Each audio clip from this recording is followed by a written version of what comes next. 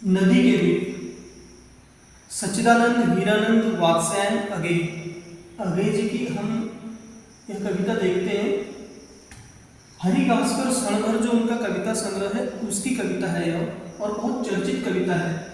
व्यष्टि और समष्टि एक दर्शन कराती है। व्यष्टि और समष्टि का यानी मानव और समाज का समन्वय बताती है यह कविता।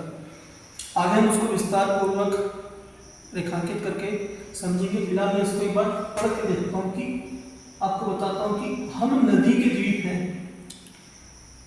द्वीप कह रहे हैं, द्वीप यानी मानव समाज में एक प्रकार से यह बताने की कोशिश कर रहे हैं अपनी स्थिति और अपने अस्तित्व। चूंकि यह कविता अस्तित्ववाद से प्रभावित है तो इसमें यह बात जरूर आएगी कि अपना व्याख्यान करना या अपना वर्णन करना आत्मकथात्मक शैली में, प्रतीकात्मक रूप में, मतलब व्यष्टि और समष्टि का एक प्रकार से दर्शन है, समन्वय है। हर व्यक्ति की अपनी कहानी नदी के द्वीप में देखी जा सकती है आत्मकथात्मक रूप में, मतलब कि हम नदी के द्वीप हैं। हम नहीं कहते कि हमको छोड़कर स्रोत स्वयं बह जाए, वह हमें आकार देती है। हमारे कोण, गलियां, अंतरी, उभार, सहकत कूल, सब गोलाइयां उसकी गड़ी है। माँ है वह है, इसी से हम बने हैं, नदी से बने हैं, हम द्वीप कह रहे हैं। किंतु हम हैं द्वीप, हम धारा नहीं है। धारा एक अलग विषय क्षेत्र हो गया, द्वीप अलग है, और नदी में ये सारा रचना संसार चल रहा है। नदी एक प्रकार से समाज है पूरा। माँ है वह है, इसी से हम बने हैं, किंतु हम हैं द्वीप, हम धारा नहीं है। स्थिर समर्पण है हमारा, हम सदा से द्वीप हैं, स्रोत स्वयं के, किंतु हम बहते नहीं हैं, क्योंकि बहना रेत होना है। हम बहेंगे तो रहेंगे ही नहीं। द्वीप बोल रहा है कि हम बहेंगे तो रहेंगे ही नहीं। पैर उखड़ेंगे, पलवन होगा, बहेंगे, सहेंगे, बह जाएंगे, और फिर हम चूर्ण होकर भी कभी क्या धार बन सकते हैं। धारा तो बहा ले जाएगी अपने साथ, धारा कहीं रोकेगी थोड़ी किसी चीज को। कि रेत बनकर हम शरीर को तनिक गंदा ही करेंगे, पानी को गंदा करेंगे, अनुपयोगी ही बनाएंगे, मतलब उपयोगी तो कहाँ बना पाएंगे हम उस जल को। द्वीप है हम, यह नहीं है श्राप, यह अपनी नियति है। हम नदी के पुत्र हैं, पुत्र बैठे हैं नदी की क्रोड़ में। वह बृहद भूखंड से हमको मिलाती है, और वह भूखंड अपना पितर है।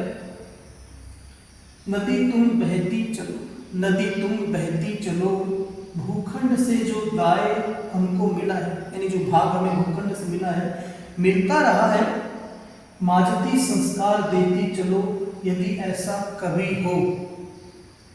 द्वीप अपनी आत्मकथात्मक शैली में बातें करते रहे कि तुम्हारे आह्लाद से या दूसरों के किसी स्वैराचार से, अतिचार से तुम बड़ो पलवन, तुम बड़ो प्लावन, तुम्हारा घरघराता उठे। एक बहाव और एक वेग बना रहे जीवन का, गतिशीलता है ना, क्योंकि नदी में कि यह स्रोत स्वयं ही कर्मनाशा, कीर्तिनाशा, घोर काल प्रवाहिनी बन जाए तो हमें स्वीकार है, वह भी हमें स्वीकार है। नदी कहे कि हमें स्वीकार, द्वीप कहे कि हमें स्वीकार है, वह भी उसी में रेत होकर फिर चलेंगे हम, जन्मेंगे हम, कहीं फिर पैर टेकेंगे, कहीं फिर भी खड़ा होगा नए व्यक्तित्व का आकार। माता उसे तुम संस्कार देना, मतलब माँ के रूप में। मतलब द्वीप का कहना है कि यह जो नदी है, ये जो पूरी मतलब एक प्रकार से समष्टि रूप में है, और इस समष्टि रूप में हम अपनी उपस्थिति एक मानव के रूप में स्थिर बनाए हुए एक समाज, मतलब नदी क्या है, एक प्रकार से समाज का प्रतीक है, मतलब, और द्वीप उसमें एक मानव का प्रतीक है। और धारा क्या है, द्वीप क्या है कि मैं धारा के प्रवाह में हम बहना नहीं चाहते, मतलब अगर हम बह जाएंगे तो फिर हमारा अस्तित्व क्या। अगर इस पूरी कविता को हम मानव जीवन में लागू करें और मानव जीवन में लागू करें तो हम यह देखते हैं कि अपनी उपस्थिति या अपना अस्तित्व इस समाज में हम किस प्रकार से बना के चलते हैं। हर व्यक्ति की एक निजी जिम्मेदारी है कि वो अपने अस्तित्व को भी बना के चले और समाज में अपनी उपस्थिति भी दर्ज कराता चले। भीड़ में रहना भी है और भीड़ में नहीं भी रहना है।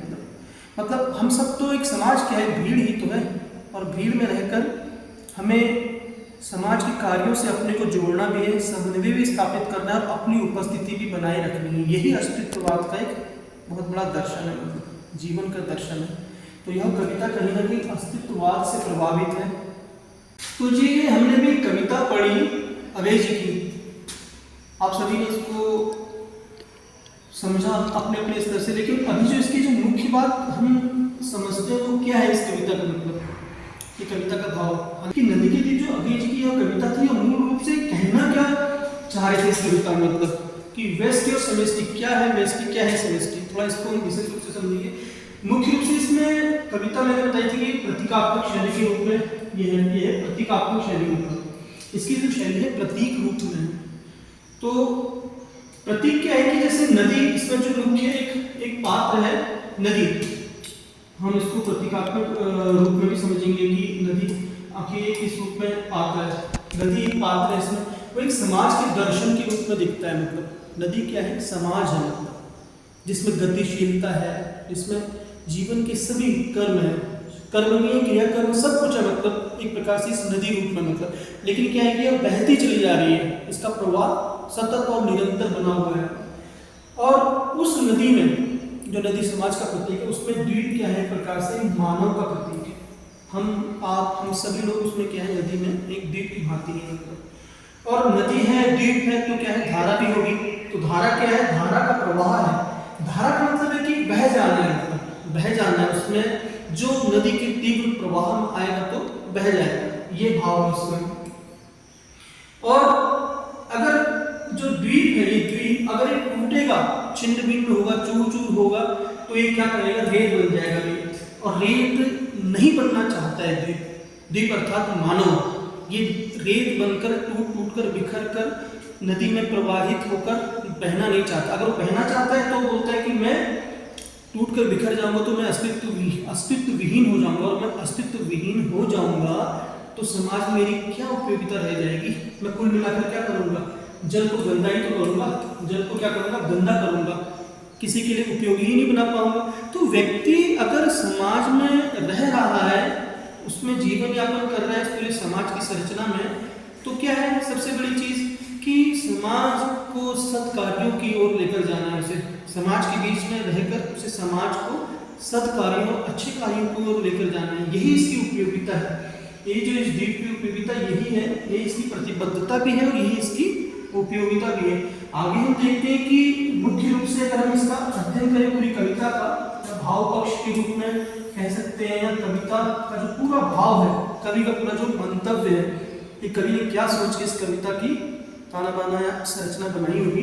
तो प्रतीकात्मक शैली तो है इसमें, जब नदी, द्वीप, धारा, रेत, इन सब का एक मिला जुला मिश्रण लेकर कवि ने अपना एक सामाजिक दर्शन दिया है इस कविता में। मतलब समाज का बहुत बड़ा दर्शन भी है और मनोविज्ञान भी है समाज का, इसको पकड़ने की थोड़ा सा जरूरत हम सबको। मतलब अगर हम इस समाज में रहते हैं, इस समाज की व्यवस्थाओं से हम लोग बाहर तो नहीं जा सकते, क्योंकि समाज सभी समाज क्या है, सामाजिक संबंधों का एक जाल है और एक गतिशील संबंध है इसमें, रिश्ते नाते, तो उससे हम बाहर नहीं जा सकते।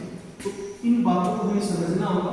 मूल रूप से क्या है कि व्यक्ति की स्थिति समाज में जो है द्वीप की भांति है, और नदी क्या है, समष्टि का प्रतीक के रूप में हम सबके सम्मुख दिखती है।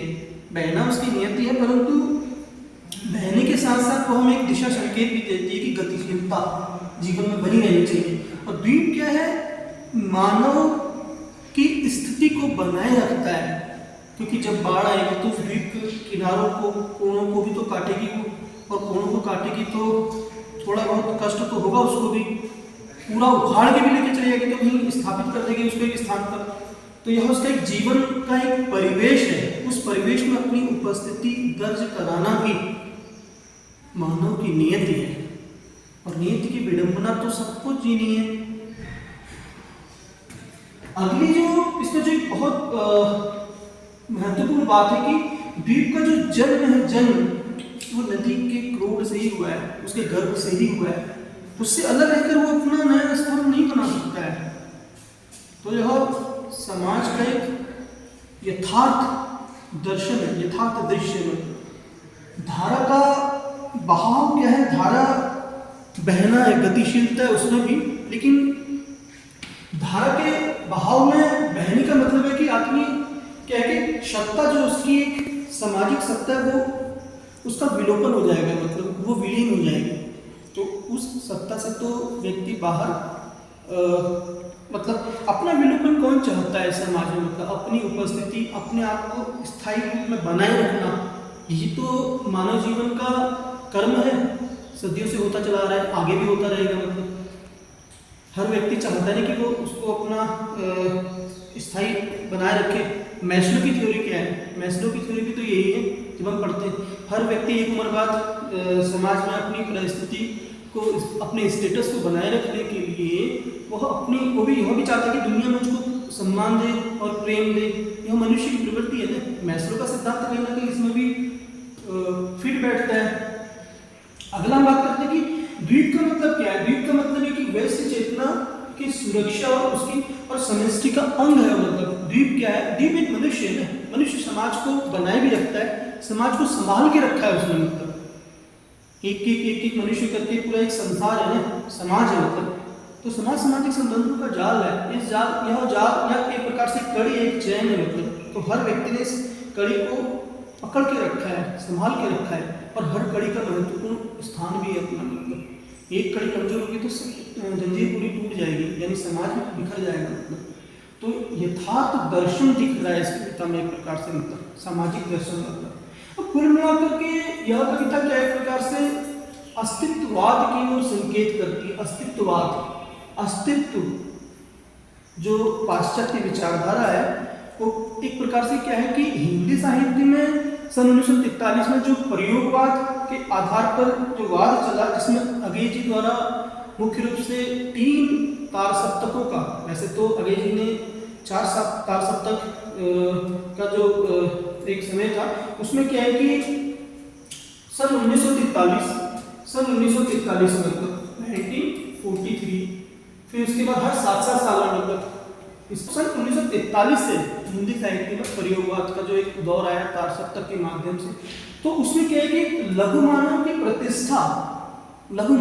प्रतिष्ठा को स्थापित सा कर दिया एक नई कविता ने। मतलब एक नई कविता ने जो दौर आया, मतलब तो उसमें तो ये बहुत महत्वपूर्ण बात है कि यह कविता जो है मानव दर्शन को बता रही है। एक प्रकार से मानव का दर्शन, मतलब कि मनुष्य की जो निजी विचारधारा है, उसकी जो निजी प्रवृत्ति है, उस प्रवृत्ति से उसको स्वधर्म को, अपने स्वधर्म की सुनना है। मतलब व्यक्ति को उसको समाज में रहकर समाज के कार्यों से, समाज के संबंधों से जुड़े भी रहना है, कार्य भी करते रहना है, प्रगति भी करनी है, और एक प्रकार से अपने क्षेत्र के साथ साथ उस क्षेत्र से लेकर राष्ट्र तक सबको अपनी प्रगति के क्रम में लेकर चलना है। यही द्वीप की नियति है, और इस बात को द्वीप समझता भी है।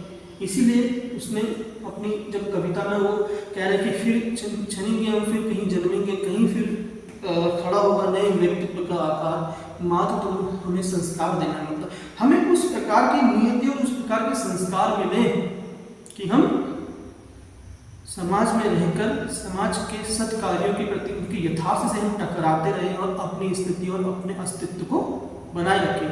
क्योंकि इस धरती पर हम हर कोई अपनी मर्जी के बगैर आया है ना, और मर्जी के बगैर आया तो हम सबको क्या है कि समाज में रहकर समाज के कार्यों से जुड़ा रहना पड़ेगा। यही तो हमारी नियति है।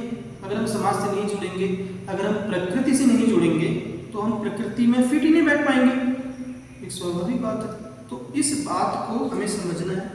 मैंने ये बात अभी बताई थी आप लोगों को कि यह पूरी कविता है जो नदी के द्वीप। यह कविता संघ लोक सेवा आयोग जो हिंदी का पाठ्यक्रम है उसमें भी है यह कविता, राज्य लोक सेवा आयोग में भी है, और अधिकांश कंपटीशन में इसी भाव से कई प्रश्न पूछे भी जाते हैं। तो थोड़ा इसको ध्यान देंगे सभी लोग।